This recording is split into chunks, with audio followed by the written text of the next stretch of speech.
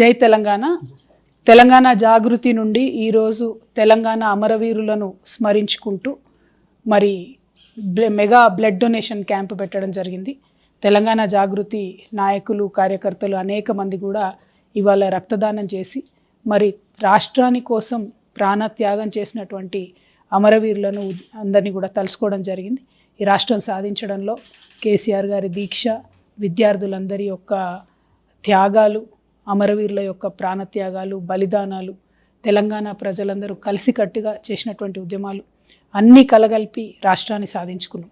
అయితే ఈ రాష్ట్రాన్ని సాధించుకోవడంలో మరి ఎంత పెద్ద ఎత్తున ఉద్యమకారులు పాల్గొన్నారో వాళ్ళెవ్వరినీ కూడా ఆ తర్వాతి కాలంలో మరి ప్రభుత్వం కేసీఆర్ గారిదే వచ్చినప్పటికీ ఆ కింద స్థాయిలో ఉండేటటువంటి ఎమ్మెల్యేలు కానీ మినిస్టర్లు కానీ ఎక్కడా కూడా వారిని పట్టించుకోకపోవడం, వారిని రాష్ట్ర సాధన కోసం చేసినటువంటి త్యాగాలను గౌరవించకపోవడం అన్నది కూడా అనేక మందిని బాధించిన విషయం మనందరికి కూడా తెలిసిందే.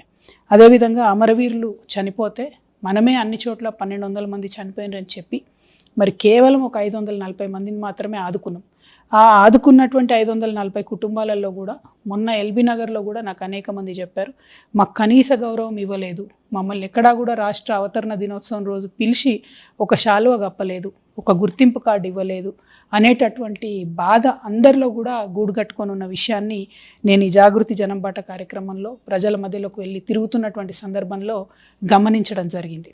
అయితే ఒక పక్క కేసీఆర్ గారి పరిపాలనలో అట్లా జరిగినటువంటి తప్పిదాలని మేమేదో సవరిస్తాం, మేమేదో మిమ్మల్ని ఉద్ధరిస్తాం, ఉద్యమకారులందరికీ మేము ఆర్థికంగా కూడా చేయూతనిస్తామని చెప్పి ఈ ముఖ్యమంత్రి గారు, ఇప్పుడున్న ముఖ్యమంత్రి గారు ఉద్యమకారులకు గుర్తింపు కార్డులు ఇస్తాం, మేము పెన్షన్లు ఇస్తాం, 250 గజాల భూమి ఇస్తామని చెప్పి చెప్పడం జరిగింది. నేను ఇవాళ రేవంత్ రెడ్డి గారిని డిమాండ్ చేస్తూ ఉన్నాను, మీరు చెప్పినట్టుగా ఇప్పటికి 2 సంవత్సరాలు దాటిపోతుంది మీ పరిపాలన. డిసెంబర్ 9వ తారీఖు నాడు మీరు ఖచ్చితంగా ఉద్యమకారులకు 250 గజాలు ఇస్తా అన్నటువంటి దాన్ని అనౌన్స్ చేయాలి. ఉద్యమకారులకు గుర్తింపు కార్డుని ఇచ్చేటటువంటి ప్రక్రియను ప్రారంభించాలి. ఉద్యమకారులకు ఏదైతే పెన్షన్ ఇస్తామని చెప్పారో అది ఇవ్వడం ప్రారంభించాలి. మీరు 2 ఏళ్లలో టైంపాస్ చేస్తున్నారు తప్పితే, అప్లికేషన్లు పెట్టమని కాలయాపన చేస్తున్నారు తప్పితే ఎన్నడూ కూడా ఉద్యమకారులను కనీసం రాష్ట్ర అవతరణ దినోత్సవం కూడా మీరు గౌరవించినటువంటి పాపాన పోలేదు.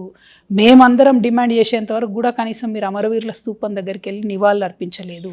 మేమందరం డిమాండ్ చేసేంత వరకు కూడా మీరు ఇంతవరకు జై తెలంగాణ అనలేదు.